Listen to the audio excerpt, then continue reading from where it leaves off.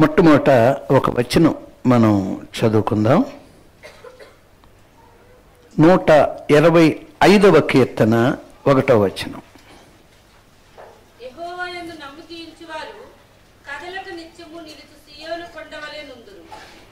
యెహోవా యందు నమ్మిక ఉంచువారు కదలక నిత్యము నిలుచు సియోను కొండవలే ఉందురు. కదలక నిలుచు సియోను కొండ, కదలక నిలుచు సియోను కొండ. చూడండి, అది మనం టీవీలో చూస్తున్నాం. ప్రియమైనటువంటి వాళ్ళరా, ఇది మనం సియోను అంటే యాక్చువల్గా పొడి ప్రదేశం. సియోను అంటే పొడి ప్రదేశం. ఇంకొకటి ఏంటంటే శిఖరం. చూడండి, శిఖరాన్ని చూడండి ఎంత పెద్దదో. కొండలు వేరు, పర్వతాలు వేరు, శిఖరాలు వేరు. ఆ శిఖరం చాలా ఎత్తైనది.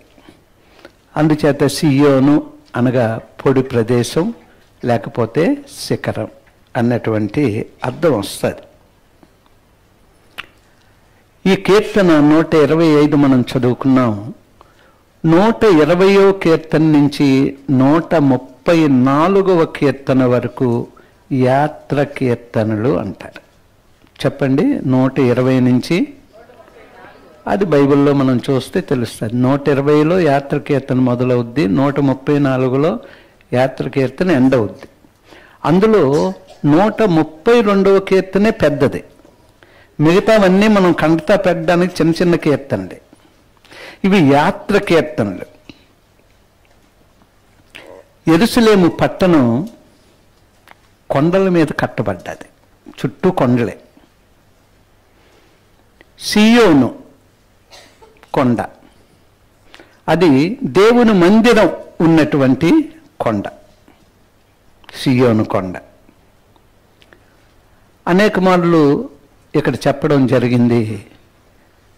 ఈ యొక్క యెరూషలేము ప్రాంతానికి అక్కడ ఉన్నవారు దూరముగా ఉన్నటువంటి వారు కూడా సంవత్సరానికి 3 పండగలకి అక్కడికి వస్తూ ఉంటారు అని చెప్పడం జరిగింది. ఎంతమంది చెప్పగలరా 3 పండగలు? స్వాతి రెడీగా ఉంది కానీ ఆలోచిస్తుంది. ఝాన్సీ గారు రెడీగా ఉన్నారు కానీ జ్వరంతో ఉన్నారు. ఝాన్సీ గారు పక్కన ఉంటే సుధా వెంటనే వాయిస్ వస్తుంది. ఓకే, ఇప్పుడు మనం డైరెక్ట్గా ఆ పండుగల గురించి వాక్యంలోనికి వెళ్దాం. ద్వితీయోపదేశ కాండం 16వ అధ్యాయం 16వ వచనం.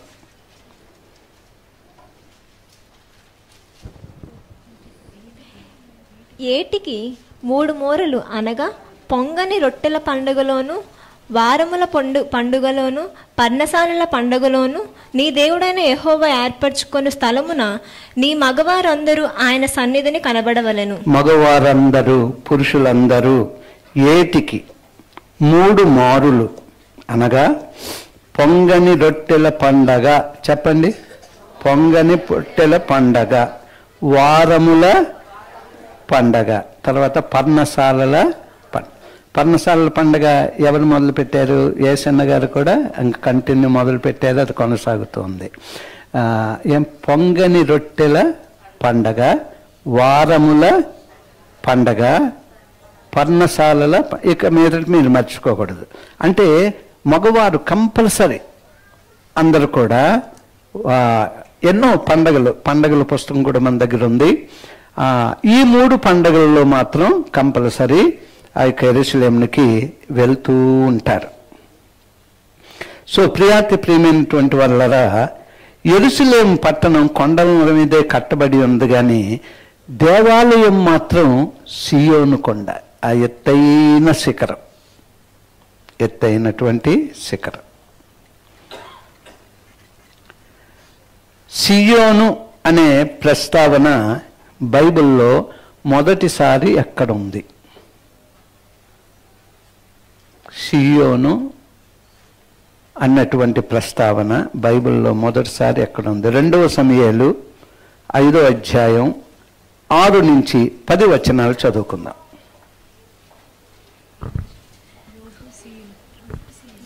ఎబూసీయులు దేశంలో నివాసులై ఉండగా రాజును అతని పక్షము అమ్మా ఇక్కడ చూడండి రా, యెబూసీయులు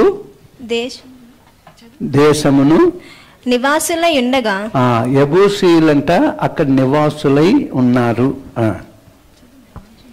రాజును అతని పక్షము వారును యెరూషలేమునకు వచ్చిరి. యెబూసీయులు దావీదు లోపలికి రాలేడని తలంచి, నీవు వచ్చిన ఎడల ఇచ్చటి గ్రుడ్డివారును కుంటివారును నిన్ను తోలివేతురని దావీదునకు వర్తమానము పంపియుండిరి.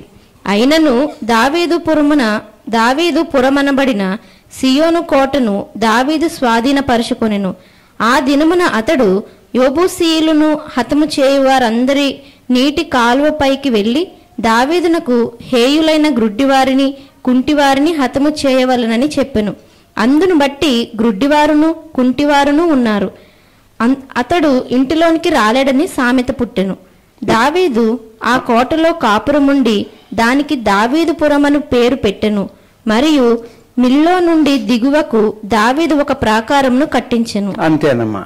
ఎందుకంటే ఈ వచనాలు ఆ రెఫరెన్స్ చదువుకున్నారు, ఇంటికెళ్ళి కూడా చదివినట్లయితే అక్కడికి యెబూసీయులు ఉండేవారు. ఎవ్వరు కూడా వారిని జయించలేరు, ఎవ్వరు కూడా అక్కడికి వెళ్ళలేరు.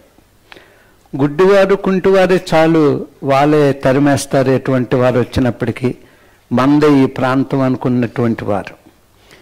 అటువంటి చోటికి దావీదు వెళ్ళి యెబూసీయులను జయించి ఆ కోటలో నివసించి అక్కడ దేవుని మందిరం ఏర్పాటు చేసి దానికి దావీదుపురము అని పేరు పెట్టి ఇంకా ఆ యొక్క కోటను ఎన్లార్జ్ చేశాడు. ఇంకా కింద వరకు కట్టి దాన్ని దావీదుపురం అని పేరు పెట్టుకొని దేవుని మందిరాన్ని అక్కడ ఉంచాడు.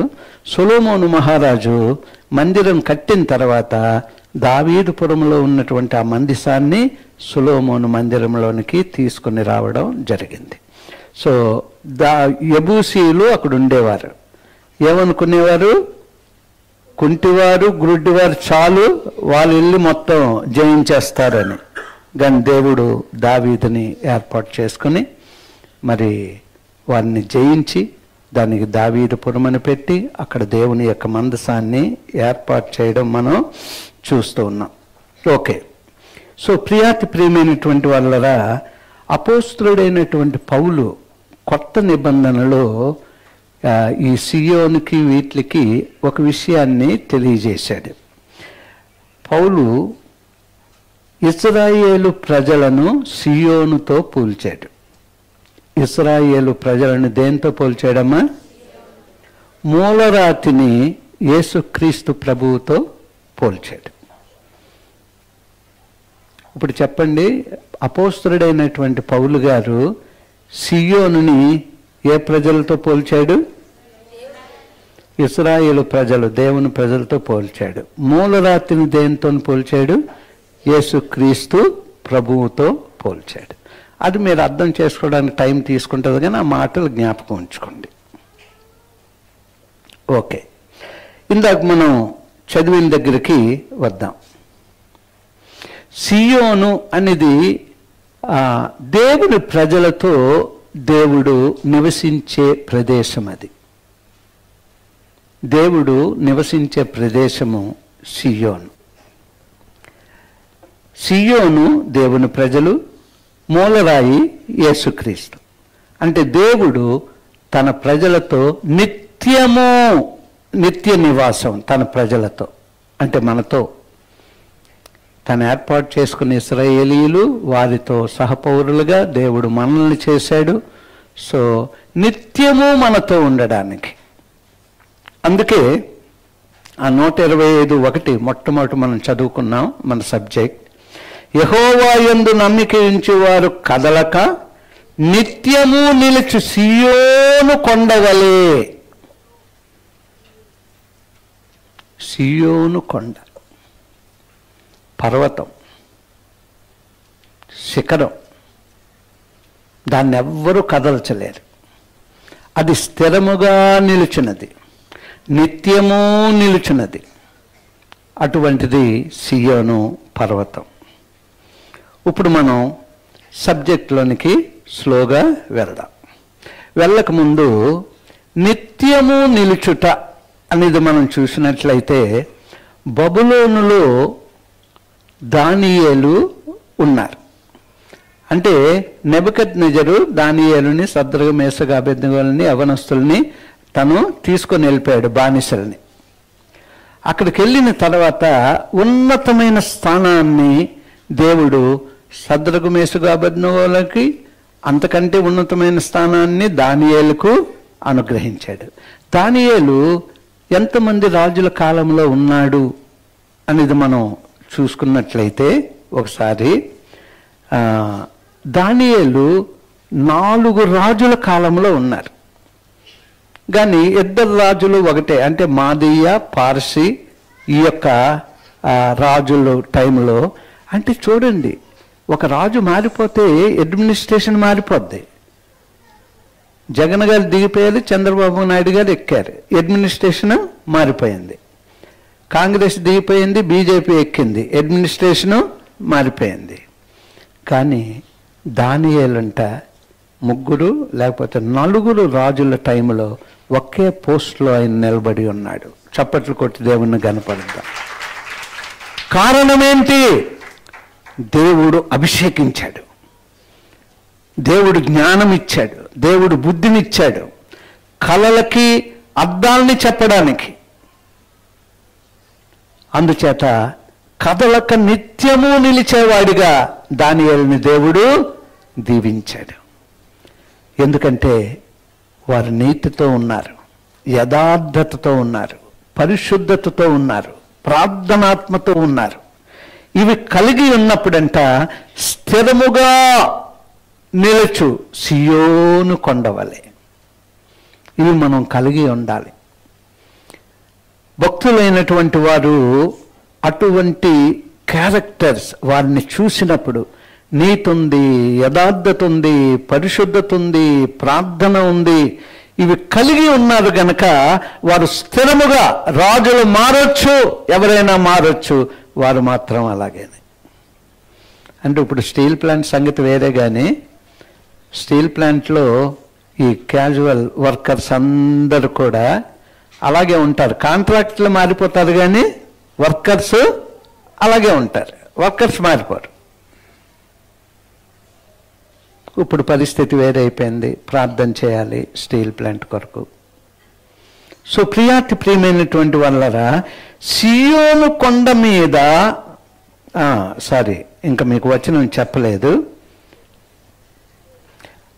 మీరు నన్ను ప్రశ్న వేయాలి. సియోను కొండలో కదలకుండా పర్వతంలాగా అలాగే ఉండాలి అంటే చెప్పండి. అయితే అక్కడ మీరు ఎలాగున ఇది సాధ్యం అనండి, మారుద్దాం. చెప్పండి. అలాగా ఎలాగున అనాలి, యాక్టివ్గా ఉండాలి, అప్పుడు నిద్రపోద్ది. చెప్పండి. మీరేమంటున్నారంటే ఎలాగున ఇది సాధ్యం అంటున్నారు. ఎలాగున ఇది సాధ్యం అనండి, మనం ముందుకు వెళ్దాం. ఓకే. ఇప్పుడు యోవేలు రాసిన గ్రంథం 2వ అధ్యాయం 1వ వచనం. యోవేలు 2వ అధ్యాయం 1వ వచనం. సియోను కొండ మీద బాకా ఊదుడి, నా పరిశుద్ధ పర్వతం మీద హెచ్చరిక నాదము చేయుడి. యెహోవా దినము వచ్చుచున్నదనియు అది సమీపమాయననియు దేశ నివాసులందరూ వణుకుదురుగాక. ఇక్కడ మనం చూస్తూ ఉన్నప్పుడు యోవేలు 2:1 ఈ మాట రాయబడి ఉంది. సియోను కొండ మీద బాకా ఊదుడి.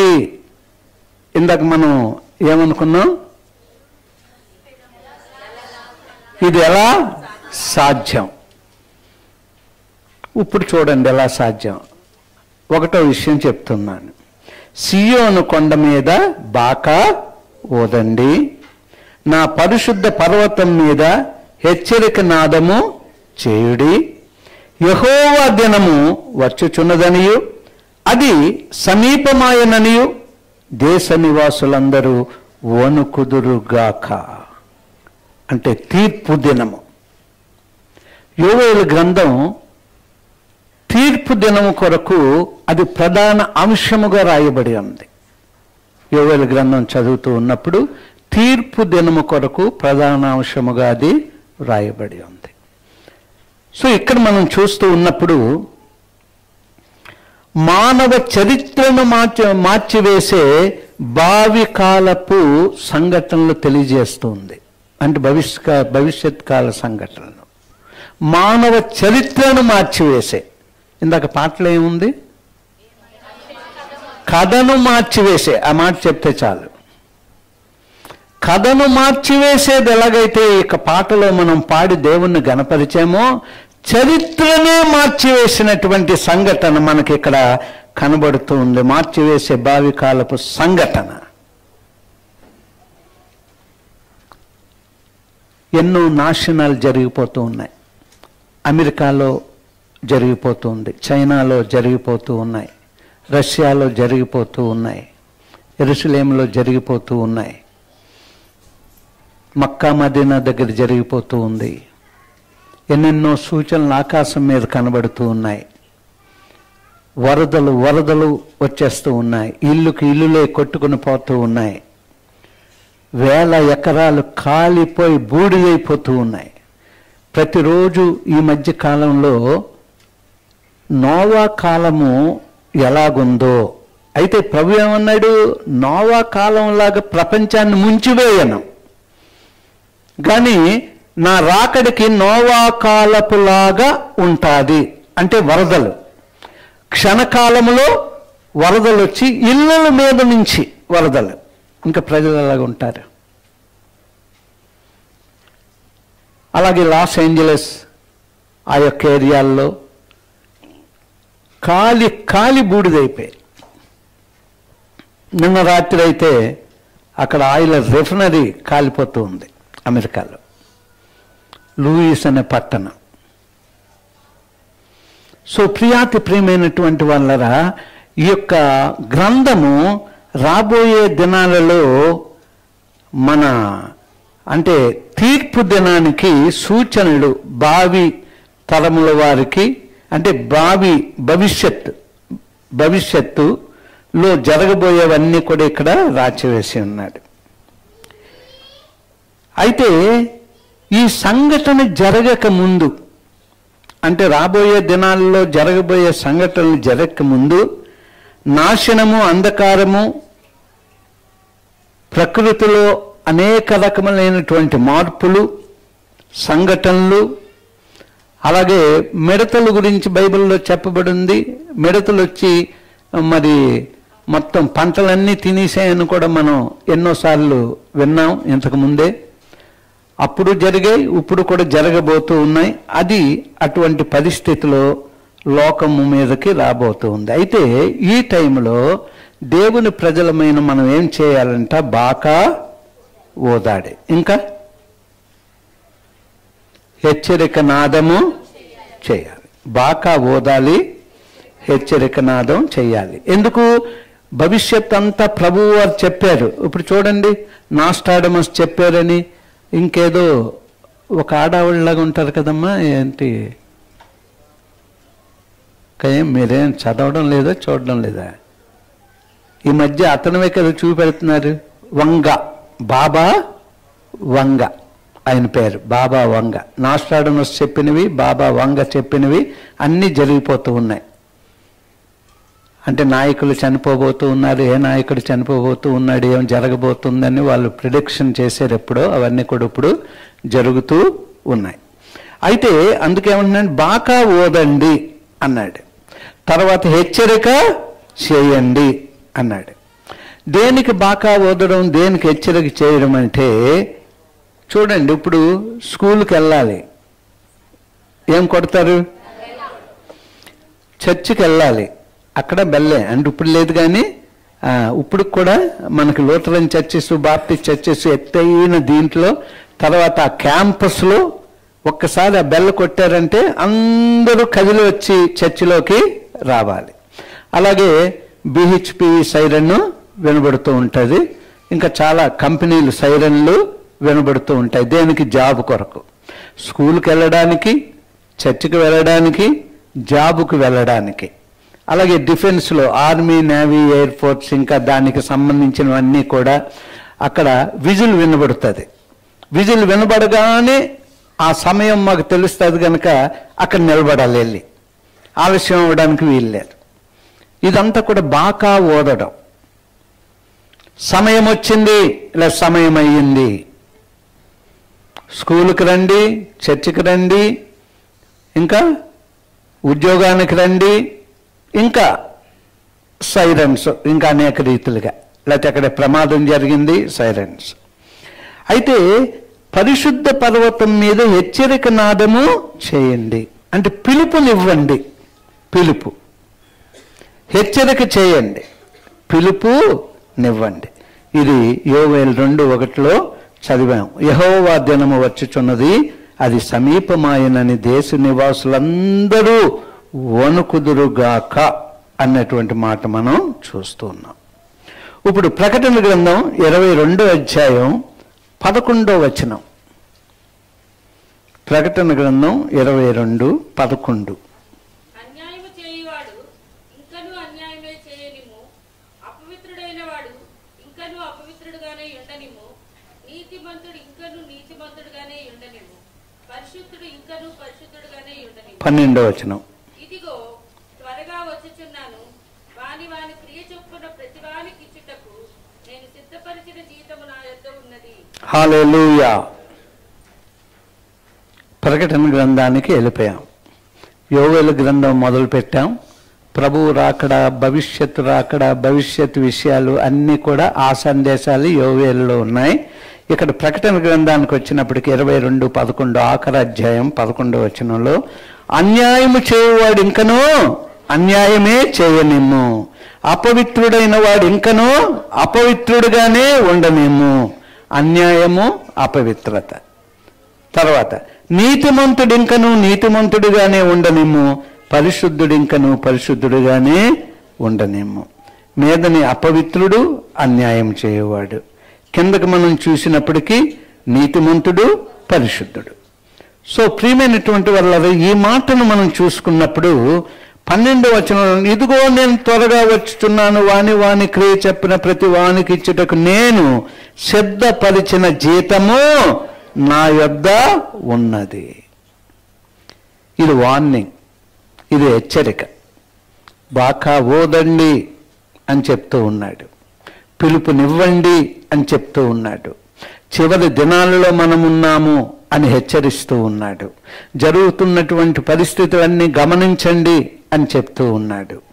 సో ఆ టైంలో ఎలాగుండాలి అనేది మనం చూసుకుంటూ ఉన్నాం. ఎలాగుండాలంట, అన్యాయస్తుడు, అన్యాయం చేయవాడు ఇంకను అన్యాయమే అంటే ఎవరి గురించి చెప్తూ ఉన్నాడు? బాప్తిజం తీసుకున్నాం మనం,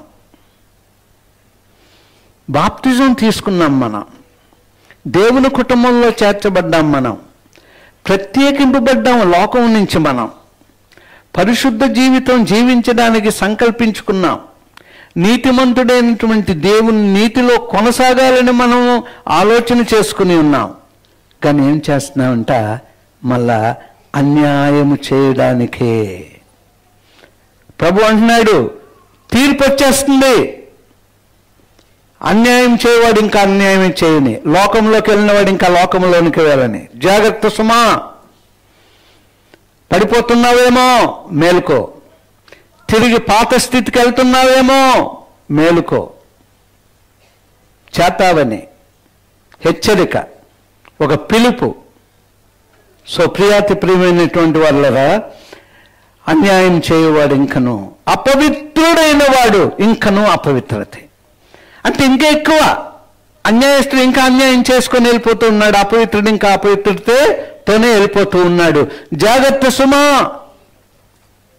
నీకు పిలుపు ఇవ్వబడింది, బాకా ఓదబడింది, ఆయన రాకడ దగ్గరయ్యింది, ఆయన రాబోతూ ఉన్నాడు.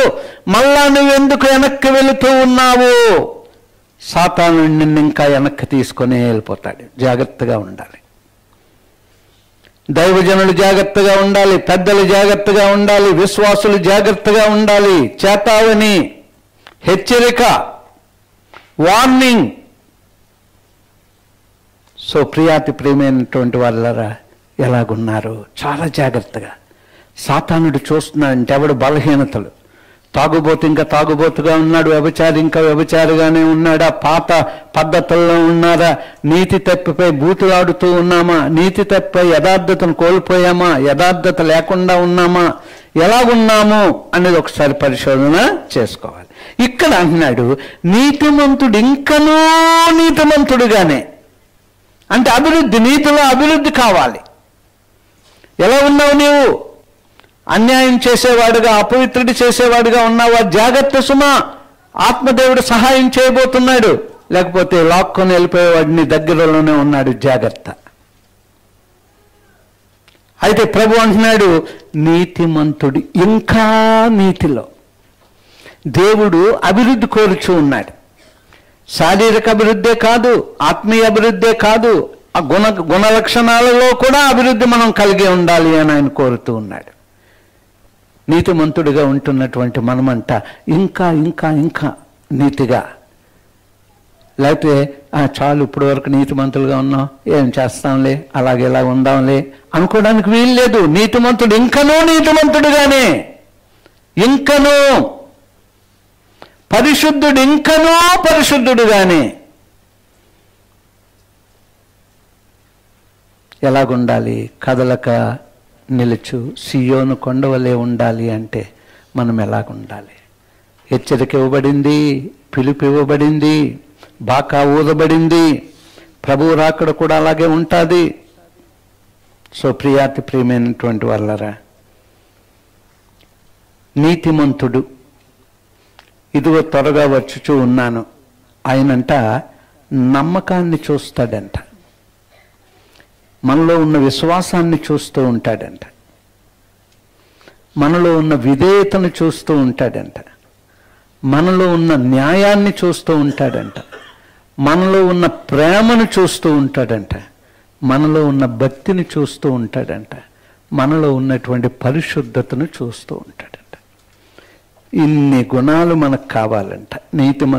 పరిశుద్ధుడుగా మనం ఉండాలి అంటే నమ్మకములో, విశ్వాసములో, విధేయతలో, న్యాయములో, ప్రేమలో, భక్తిలో, పరిశుద్ధతలో ఈ రీతిగా ఇంకనూ ఇంకనూ ఇంకనూ ఎదగాలి అన్నటువంటి హెచ్చరిక, పిలుపు మనకి ఇవ్వబడుతూ ఉంది. ఇది ఎలా సాధ్యం? వాక్యం. ఇది ఎలాగ సాధ్యం? ప్రార్థన. ఈ రెండు మనలో ఉంటే ఆత్మదేవుడంట ఈ దిశలో మనల్ని నడిపిస్తాడు. ఈ రెండు మనం కోల్పోతే పరిశుద్ధాత్ముడు మన దగ్గరికి రాడు గనక ఏం చేస్తాడంట? సాతానుడు బలహీనపరుచుకొని వెళ్ళిపోతాడు. అన్యాయస్తుడు, అపవిత్రత కలిగినటువంటి వాడు ఆ స్థితిలోనికి వెళ్ళిపోతాడు. జాగ్రత్తగా ఉండాలి. కదలక నిత్యము నిలుచు సియోను కొండవలే. ప్రభువు మన కథను మార్చడానికి ప్రతి వారం మనతో మాట్లాడుతూ ఉన్నాడు. మన కథ మారిపోవాలి. ఎప్పుడు అలాగేలాగా ఉండేవారం, ఇప్పుడు అలాగేలాగా ఉండడానికి వీలు లేదు. మార్పు వచ్చేవాలి, ఒక ప్రత్యేకమైన మార్పు. క్రైస్తవ జీవితంలో ఎలాగ జీవించాలి అనేది ప్రభువు వారు చూపెట్టాడు, అపోస్తులు చూపెట్టారు, పరిశుద్ధులు చూపెట్టారు, మిషనరీస్ చూపెట్టారు, సేవకులు చూపెడుతూ ఉన్నారు, పెద్దలు చూపెడుతూ ఉన్నారు. నిర్లక్ష్యము చేయవద్దు, మందిరాన్ని నిర్లక్ష్యం చేయవద్దు, సేవకుని నిర్లక్ష్యం చేయవద్దు, మిమ్మల్ని నడిపిస్తున్నటువంటి పెద్దలను నిర్లక్ష్యము చేయవద్దు. అప్పుడు ఆత్మదేవుడు స్లోగా మిమ్మల్ని ఏ స్థితిలో దేవుని చిత్త ప్రణాళిక ఉందో ఆ స్థితిలో మిమ్మల్ని నడిపిస్తాడు. మందిరం, దైవజనుడు, మిమ్మల్ని నడిపిస్తున్న పెద్దలు, వాళ్ళకి ఇవ్వాల్సిన గౌరవం, వాళ్ళు చెప్తున్నటువంటి మాటలు మనం విన్నప్పుడు దుష్టుడు మనల్ని ముట్టలేడు. ఈ మధ్య కాలంలో వాళ్ళ మీద కోపతాపాలు, ఈ కోపతాపాలు సాతానుడు చక్కగా దాన్ని కోపం నుంచి క్రోధంలోనికి తీసుకొని వెళ్ళిపోతున్నాడు. చెయ్యరానివన్నీ చేయించేస్తున్నాడు. సో ప్రియాతి ప్రియమైనటువంటి వాళ్ళరా, ఇప్పుడు ఇందాక మనం చూసుకున్నాం యోవేలు 2:1 బాకా ఓదండి, హెచ్చరిక చేయండి, మందిరానికి రండి. ఏంటంటే హెచ్చరిక, మందిరానికి రండి. దొంగ తిరుగుతున్నాడు. ఎవడు తిరుగుతున్నాడండి? చెప్పండి. దొంగ తిరుగుతున్నాడు. మాట్లాడొద్దు. చూద్దాం. దొంగ తిరుగుతున్నాడు, జాగ్రత్తగా ఉందాం. ఎక్కడి నుంచైనా వస్తాడేమో. వెనక తలుపు వేసావా? కిటికీ వేసావా? ఆ కిటికీకి ఊసలు లేవు. ఆ కిటికీ జాగ్రత్తగా వేయు. ఈ మధ్య కాలంలో కొన్ని చోట్ల చూస్తున్నాం, దొంగడు వచ్చేస్తాడనంట పెద్ద పెద్ద బెంచీలు తెల్లవాళ్ళు అడ్డు పెట్టేసి ఉదయం లేచి అవి తీస్తున్నాడంట. దొంగడు ఎటువంటి తాళమైనా తీసేస్తున్నాడంట.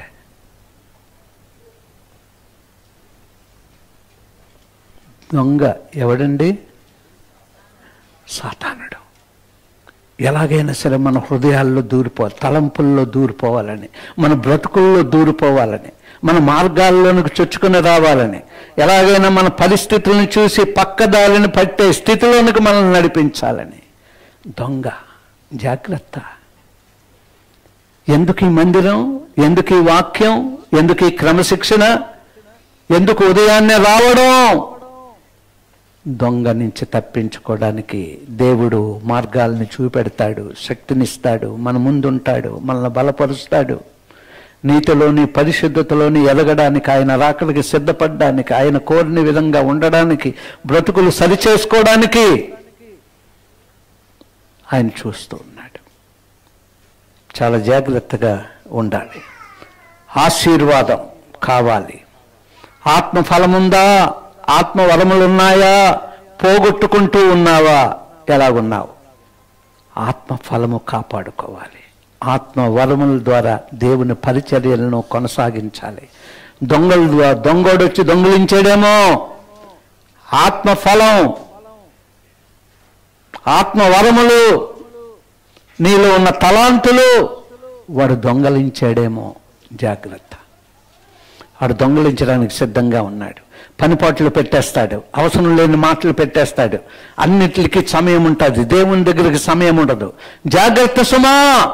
ఆ దినములు సమీపిస్తున్న కొలది మరి ఎక్కువగా సాతానుడు నిన్ను నన్ను మృంగడానికి, తోవ తప్పించడానికి వాడు వెతుకులాడుతూ ఉన్నాడు. ఇదే హెచ్చరిక, ఇదే బాకానాదం, ఇదే పిలుపు. ఏంటి పిలుపు? మందిరానికి రా.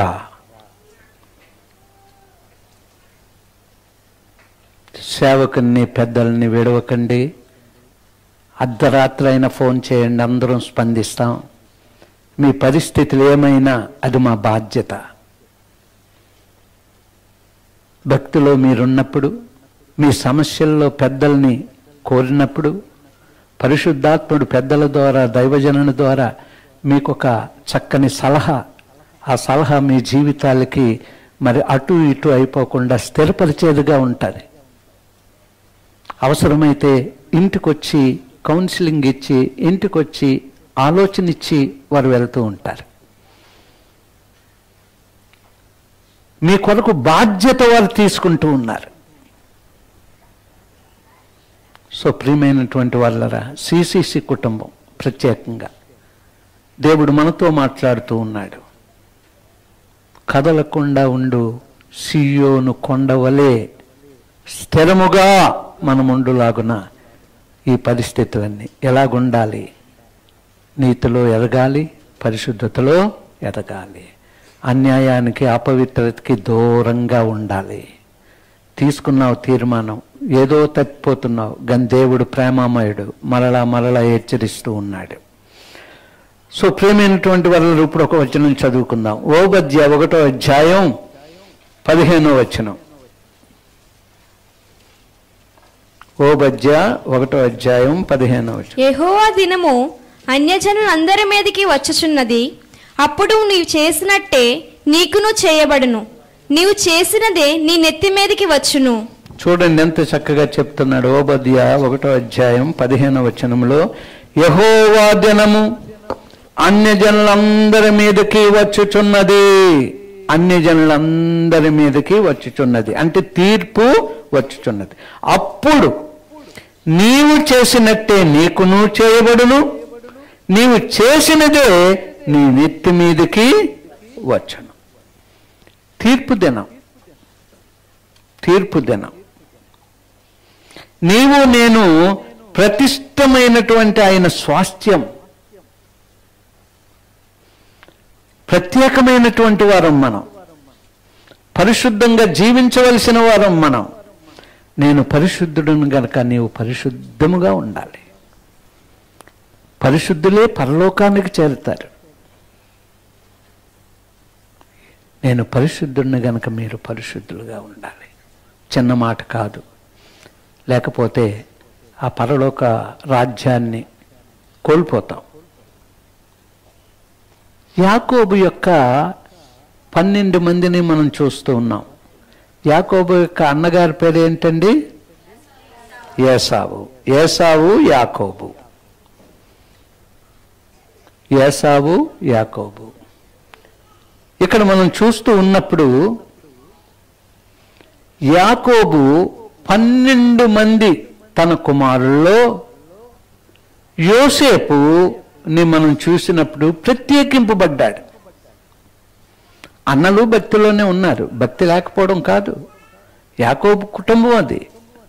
దేవుడు యాకోబుని ఇజ్రాయేలుగా మార్చాడు. 12 గోత్రాలను ఏర్పాటు చేసుకున్నాడు.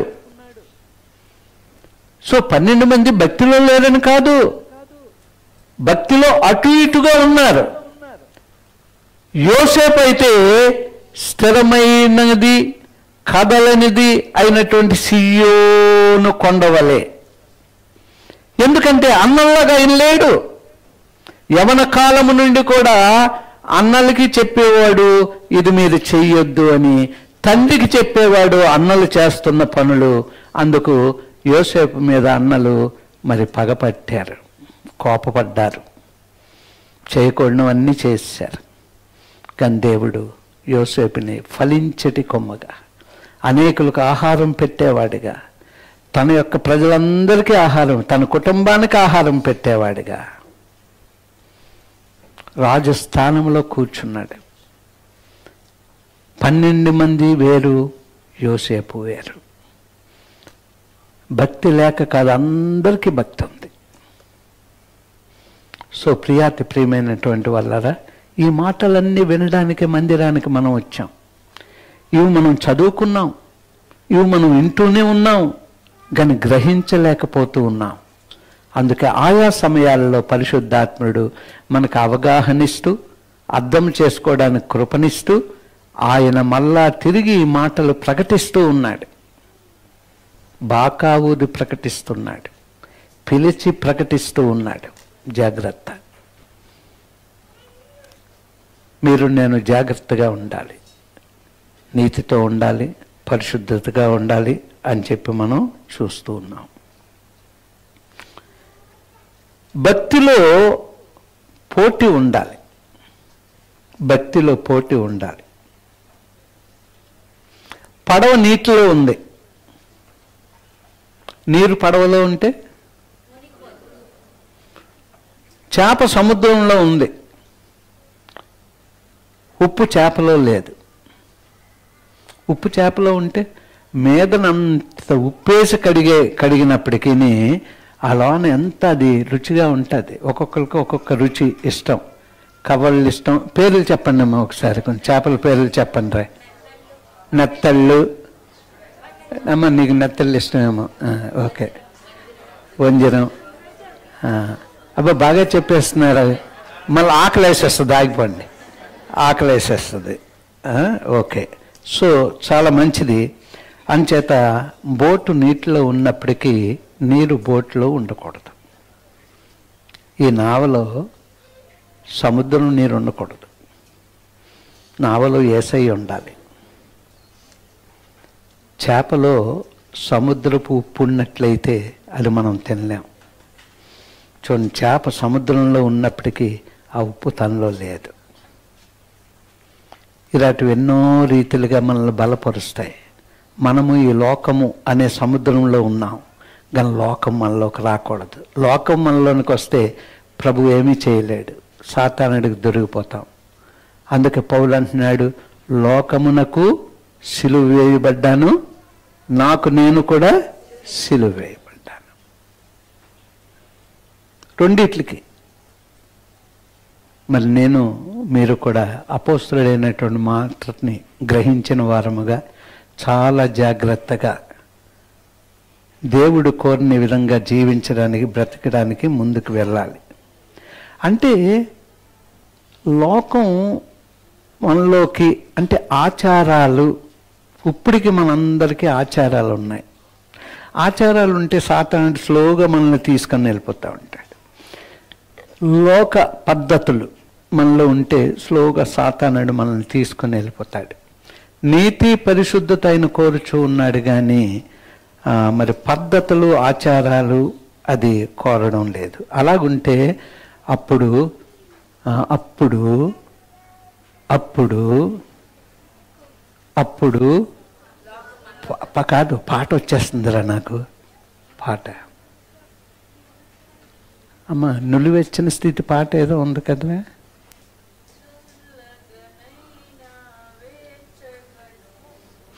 ఉండిన నీ కదిమేల్, హల్లెలూయా.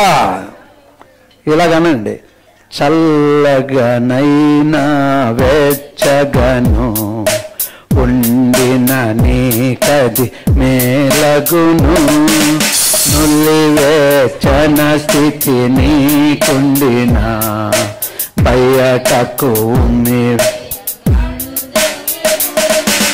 నీ మనసు మార్చుకో, తొలి ప్రేమ కూర్చుకో, నీ మనసు మార్చుకో, తొలి ప్రేమ కూర్చుకో, ఆసక్తితో రక్షణ పొందుమా, ఆసక్తితో రక్షణ పొందుమా. ఓ సంగమా సర్వాంగమా, పరలోక రాజ్యపు ప్రతిబింబమా, మెస్సయ్యను ఎదుర్కొనగా నీతినలంకరించి సిద్ధపడుమా. ఓ సంగమా వినుమా. ఎవరు వినాలి అమ్మ? స్టార్టింగ్ ఏంట్రా ఇది? ఓ సంగమా సర్వాంగమా, పరలోక రాజ్యపు ప్రతిబింబమా. పరలోక రాజ్యపు ఎవరు? అర్థమైందా? అంటే కొంతమందికి అర్థం అవుతుంది, అర్థమైన వాళ్ళు చెప్పేస్తున్నారు. అంటే సంఘం అంట పరలోకానికి ప్రతిబింబం. అంటే మనల్ని చూసిన వారు పరలోకాన్ని చూడాలి, మనల్ని చూసిన వారు యేసయ్యను చూడాలి. సంఘం అంటే మామూలు విషయం కాదు సుమా. ఆ సంఘములో నీవు ఉన్నావు, అది మర్చిపోవద్దు. ఓ సంగమా సర్వాంగమా, పరలోక రాజ్యపు ప్రతిబింబమా.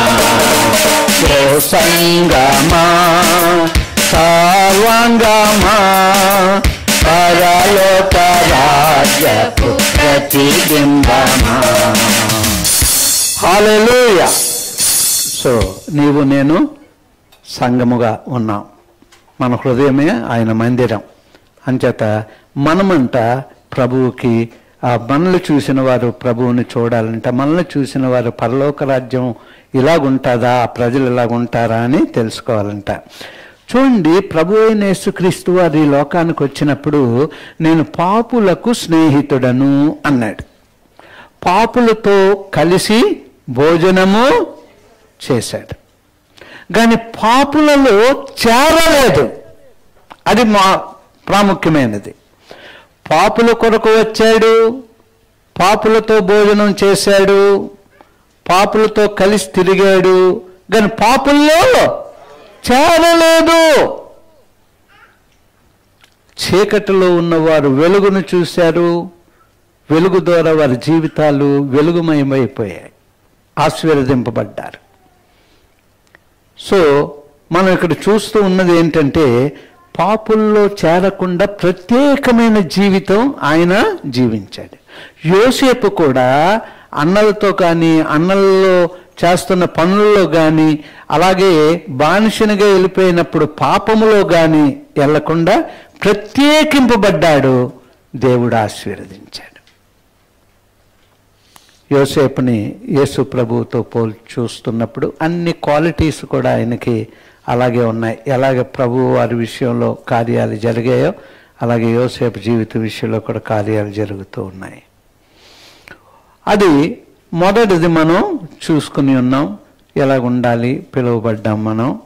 రెండవది, రాకడ సమీపించింది. సోదకుడి యొక్క శోధనలు దగ్గర అయిపోతూ ఉన్నాయి. ఏవి దగ్గర అవుతున్నాయి మనకి? శోధనలు.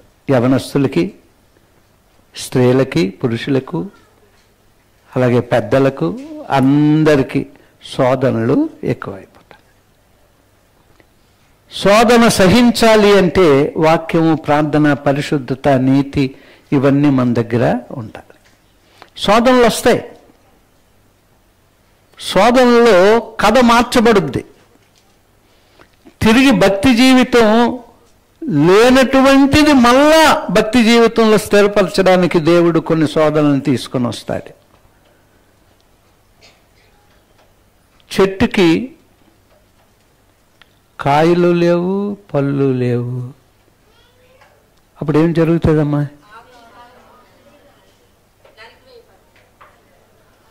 అలా కాదు, మనుషులు ఏం చేస్తారు?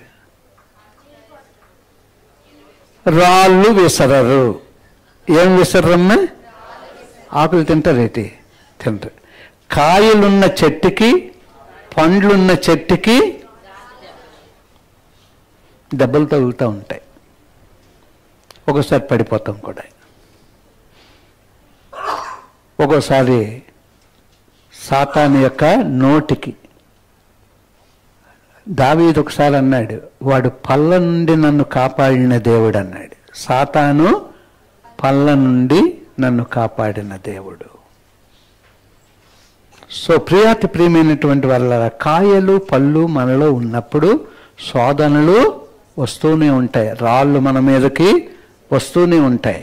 అయినప్పటికీ మన దేవుడు గొప్పవాడు గనక అటువంటి పరిస్థితుల్లో మన కథను మారుస్తాడు, ఇంకా పరిశుద్ధతలో ముందుకు నడిపించడానికి సహాయం చేస్తూ ఉంటాడు.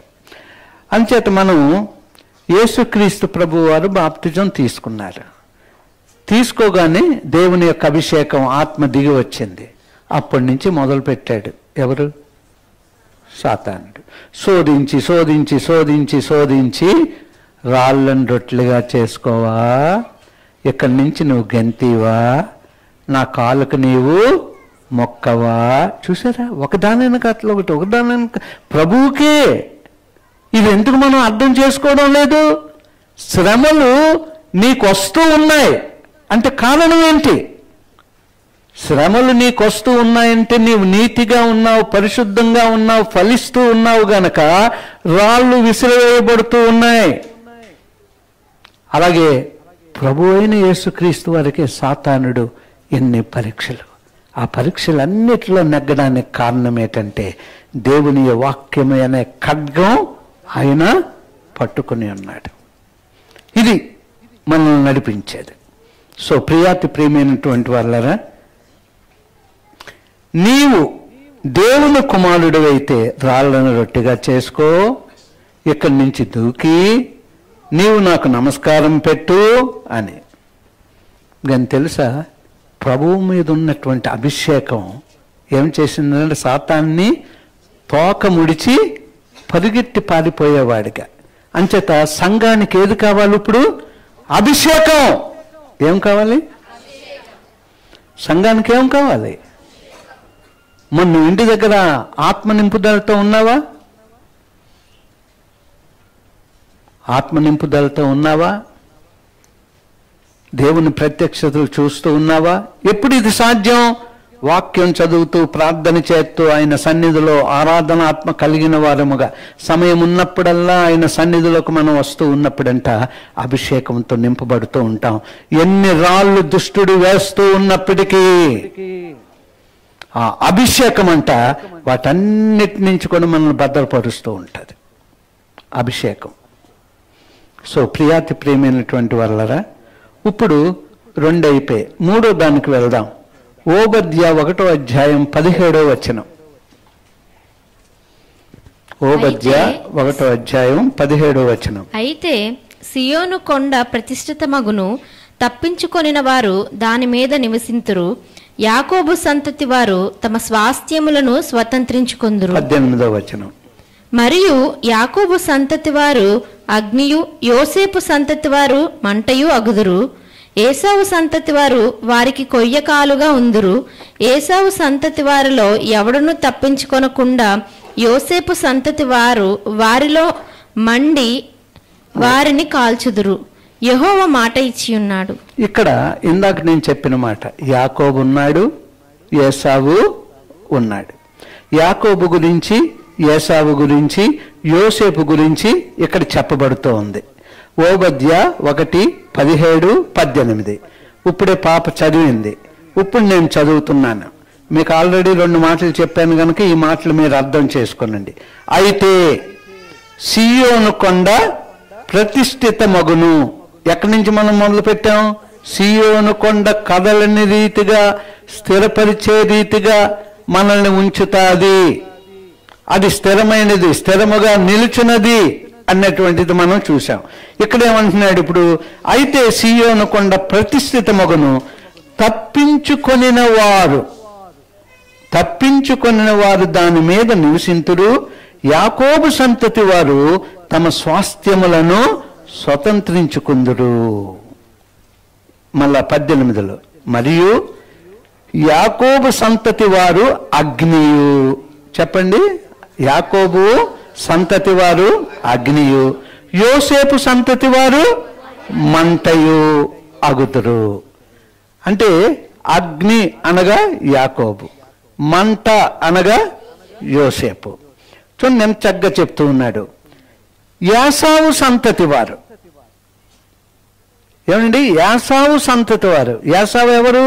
యాకోబుకి అన్నయ్య, కానీ ఆశీర్వాదం పోగొట్టుకున్నాడు. అందుచేతంటే యాసావు సంతతి వారు వారికి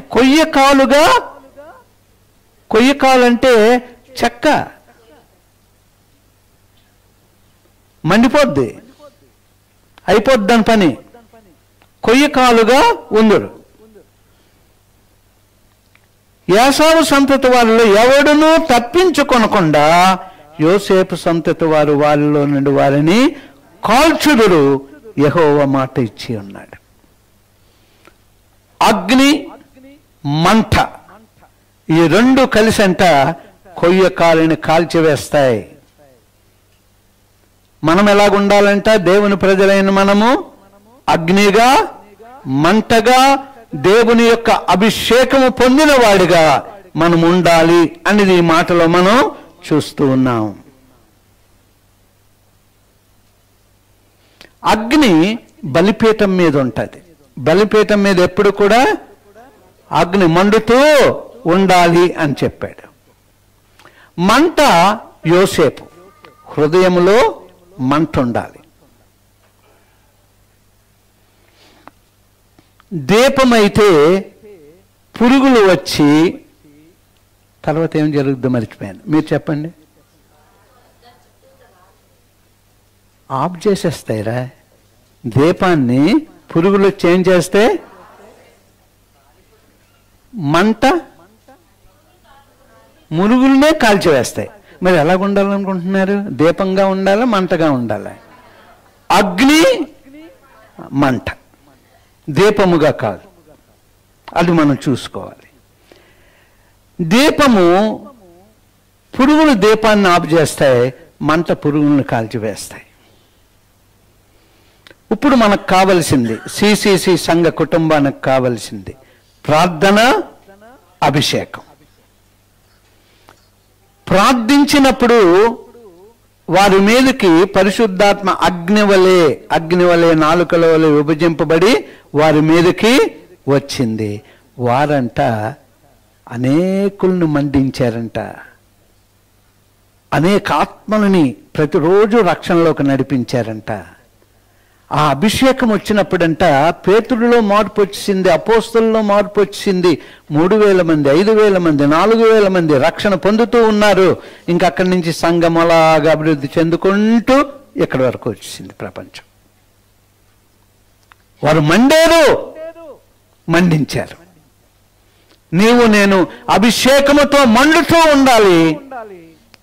ఆ మంటను ఇతరులకి మండిస్తూ ఉండాలి. వాక్యం ద్వారా, ప్రార్థన ద్వారా రక్షణ లేని ఆత్మలను ప్రభువు దగ్గరకు నడిపించడానికి మనము ఆ రీతిగా ఉండాలి. ఏసావు సంతానమైతే కొయ్య కాళ్ళు వలె కాలుతాయి. కానీ దేవుడు ఏమంటున్నాడంటే, నీతిమంతులైనటువంటి మనమంట నీతిగా ఉండాలి, యథార్థంగా ఉండాలి, పరిశుద్ధంగా ఉండాలి. ఇంకా చాలా విషయాలు ఇందాక చెప్పాను, మొదట్లో మనం మాట్లాడుకున్నాం. ప్రేమతో ఉండాలి, విధేయతతో ఉండాలి, నమ్మకంతో ఉండాలి, యథార్థతతో ఉండాలి. ఇన్ని విషయాలు అభిషేకములో మాత్రమే మనం పొందగలం, జీవించగలం, నడవగలం, దేవుణ్ణి గణపరచగలం. సో దేవునికి స్తోత్రం కలుగునుగాక. అమ్మయ్యా అనుకోండి. పరిశుద్ధాత్ముడా నన్ను బలపరిచినందుకు. చూడండి, అమ్మయ్యతో ఆగిపోలేదు. అంటే దేవుడు అగ్నిని మంటని పెట్టాడు గనక అమ్మయ్యా అనుకున్నా. ఇప్పుడు ఆ రెండు ఏం చేసే మనల్ని? పరిశుద్ధాత్ముడు మనల్ని బలపరిచాడు.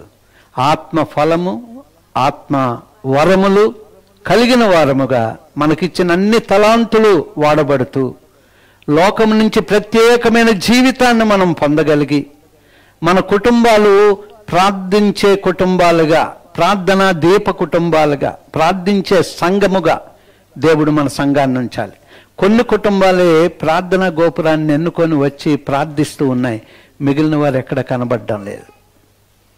మిగిలిన వారు కూడా రండి, ప్రార్థించండి ప్రార్థనా గోపురంలో. నేను అన్నాను, మీరు సంఘము మన కొరక, ఇంతకుముందు చెప్పాను, ఎంతమంది జ్ఞాపకం ఉంది? అది మనము దేవుని కొరకు అంటే మనం సంఘంలో కనబడాలి, ప్రార్థనా గోపురంలో మనం కనబడాలి. సమస్యలన్నిటి నుంచి బయటకు రావాలంటే కొన్ని కుటుంబాలు వారానికి ఒకరోజు సమర్పించుకొని రాత్రి 8 నుంచి 10 వరకు ఇంకా ఎక్కువ సమయం, కొంతమంది ఒకరు ఇద్దరు మరి రాత్రి అంతా ప్రార్థనలో గడుపుతూ ఉన్నారు. దేనికి? వ్యాపారంలో అభివృద్ధి వచ్చేవాళ్ళని కాదు, ఉద్యోగంలో అభివృద్ధి వచ్చేవాళ్ళని కాదు. మొట్టమొదట అవన్నీ అభివృద్ధి కావాలంటే దేవునిలో నీ అభివృద్ధి, అవి ఆటోమేటిక్గా వచ్చేస్తాయి.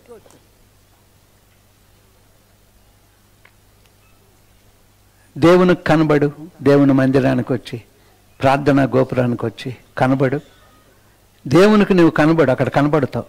మనం దేవునికి అక్కడ కనబడతాం.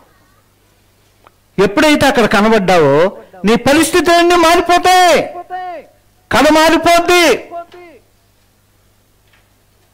అది ఒక్క రోజులో కాదు, ఒక్క రోజులో అయితే మళ్ళీ పడిపోతాం. స్థిరముగా సమయానికి సిద్ధపడండి యవనస్తులు ఆరాధన కొరకు. బలమైన ఆరాధన మధ్యలో మీ సమర్పణలను దేవుడు పరిశుద్ధాత్మ ద్వారా మరి గొప్పగా అభిషేకించబోతున్నాడు. మిమ్మల్ని మీ తీర్మానాల ద్వారా నడిపించడానికి ఆయన సిద్ధముగా ఉన్నాడు. ఇక్కడ ఆరాధన అన్నారే, లేచి నిలబడండిరా, ముందు నిలబడండి. ఆరాధనలో అనే మాట చెప్తున్నప్పుడు మీరు నిలబడిపోవాలి. అది యాక్షన్.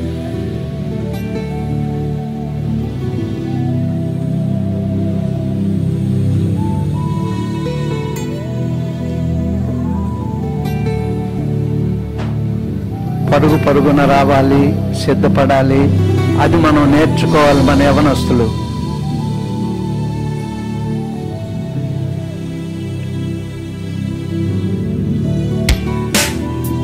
Thank you.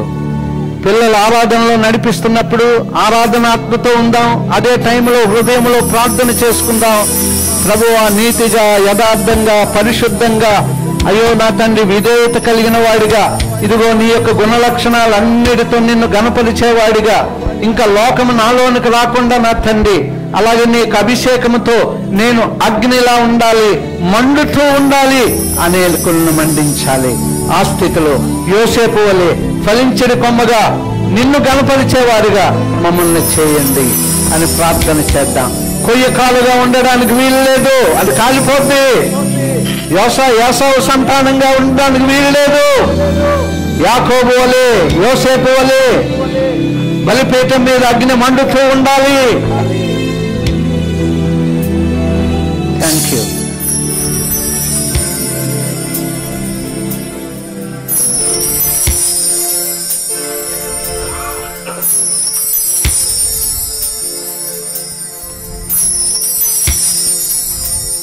అంత్యకాల అభిషేకం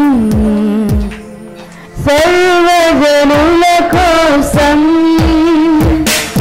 కోతకాల దినములివి, తండ్రి నీ ఆత్మతో నింపుమా.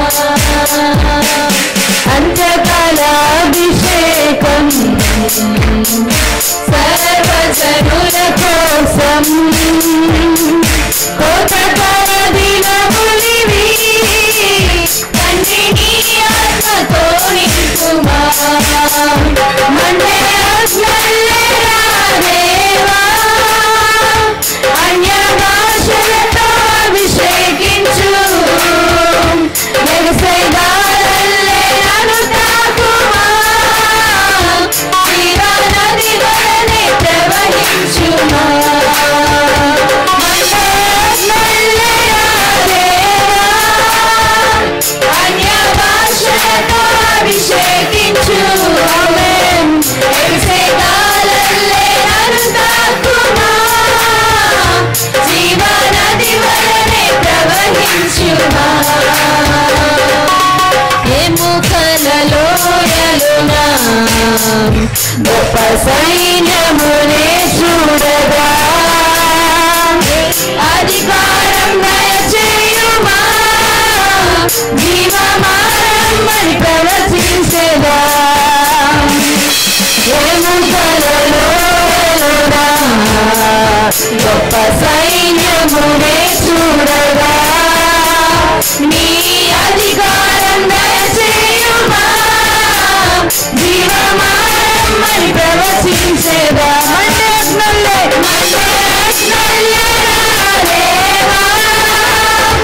అన్య భాషలతో అభిషేకించు, వేదాలల్లే నన్ను తాకుమా. జీవా నది వలనే ప్రవహించుమా. మండే ఆత్మల్లేరా దేవా, అన్య భాషలతో అభిషేకించు, వేదాలల్లే నన్ను తాకుమా.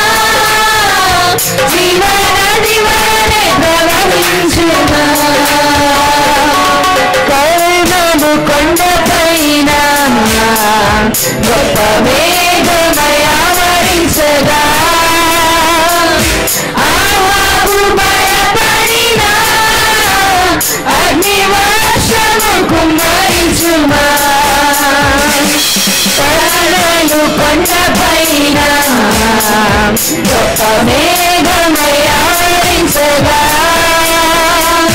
ఆహాబు భయపడిన అగ్ని వర్షము కుమ్మరించుమా.